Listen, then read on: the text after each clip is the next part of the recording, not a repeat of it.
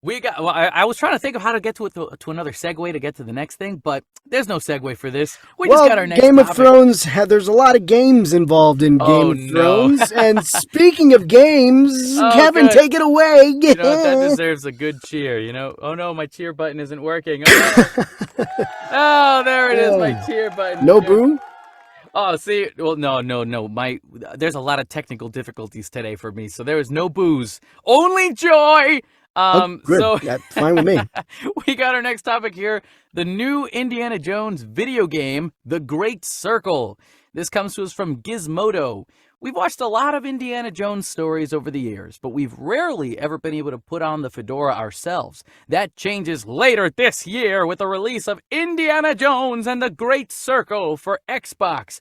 Set between the events of Raiders of the Lost Ark and Indiana Jones and the Last Crusade, Temple of Doom is a prequel, remember, players will take control of the world's most adventurous archaeologist, he's dangerous too, on a globe-trotting one-player adventure that's largely a first-person game. It goes on to say, the year is 1937, reads the official description. Sinister forces are scourging the globe for the secret to an ancient power connected to the Great Circle, and only one person can stop them. Indiana Jones. You'll become the legendary archaeologist in this cinematic action-adventure game from MachineGames, the award-winning studio behind the recent Wolfenstein games series, and executive produced by Hall of Fame game designer Todd Howard. Raul, I want to know your thoughts on this because you are one of the biggest Indiana Jones fans I know.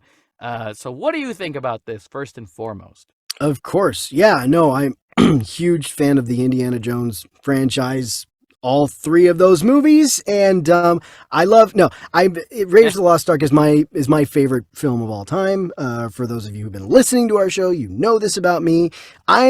This trailer already looks way better than Dial of Destiny was to me. I just Dial of Destiny again. We never had an official review episode about it.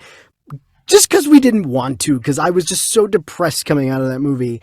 It made me appreciate Kingdom of the Crystal Skull even more after having watched Dial of Destiny. So this game is, yes, this is where Indy lives. Like anytime they try to, and I get it, Harrison Ford is getting older, so it's like you kind of have to update him and put him in a more current time period. But honestly, for me, Indiana Jones is World War II, the 40s, fighting Nazis. This is where he's at home for me, This is Indiana Jones to me, him fighting Nazis. And so I love that we're getting a story set in between Raiders and Last Crusade where he's just another quest fighting the Nazi forces, and it looks great. The gameplay looks really cool. I love what they're doing with the whip. All the whip stuff. I cannot wait to play that and see what they do with the whip play and all that fun stuff. So I'm looking forward to it. I'm not a big gamer. I don't have a lot of games because I don't have a lot of time to play video games. So I only got a few. But this is one of those games that I want to buy and put on my very, very small shelf of games. But however, it is an Xbox exclusive game, and I am so upset about that because I have a PlayStation. I don't have an Xbox. You wouldn't want to just buy an Xbox just to play Indiana Jones? Yeah, totally. Sure. I can just slap down the money right now. Sure, I can just buy an Xbox whenever, willy-nilly. Yeah, no problem. Ask your daughter for some money. See what she's saving. Oh, yeah. I'll have my daughter give me an allowance.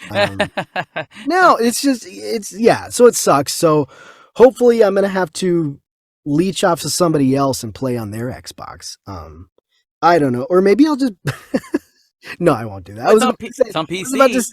I was about to say maybe I'll just buy the game anyway and just so I have it. Despite the fact that I don't have an Xbox. And and then you get Harrison Ford to sign it, and then get Troy Baker to sign it, because as a voice actor, we have to Jesus, Troy Baker, man. He's killing it, man. He is the voice of Harrison Ford in this game, or Indiana Jones. Yeah, and he sounds great. He sounds awesome. It's also I've been noticing that lately there've been there's a trend of movies from the 80s coming back as video games. Hmm. So, we had the Alien game starting to come back. Right. We just had a RoboCop video game come out, and it's also first person, dead or alive, you're coming with me. I'm so Do you glad have I that watched one? that. I don't have that one, but I've Hmm. seen a bunch of gameplay and it looks super cool. I bet our buddy Um, Chad has played it already. Oh, 100% Chad's Yeah. played this already. But now you got Indiana Jones, and so like that's really cool. And you know what? Let me go back because you were talking about the Dial of Destiny, which I went to watch it with Raul. I agree that movie's not as good as it could be. However, the first 15 minutes of the movie, awesome. Yes. And Okay. the game feels like it's the 15 Right. minutes Right. extended into what it needed to be. So I forgot I was gonna make that point, and I forgot. Yeah, as much as I hated Dial of Destiny, my favorite part was when they were in the 40s fighting Nazis. So again, anytime they're dealing with Indy and the Nazis in the 40s, it runs on all cylinders for me. Yeah. So yeah, you reminded me of that point that I had forgotten to make. Yeah. Yeah. Oh no, I got you. I got you. Yeah, Don't worry, yeah, because I was thinking it too. We got the same Yeah. mindset here.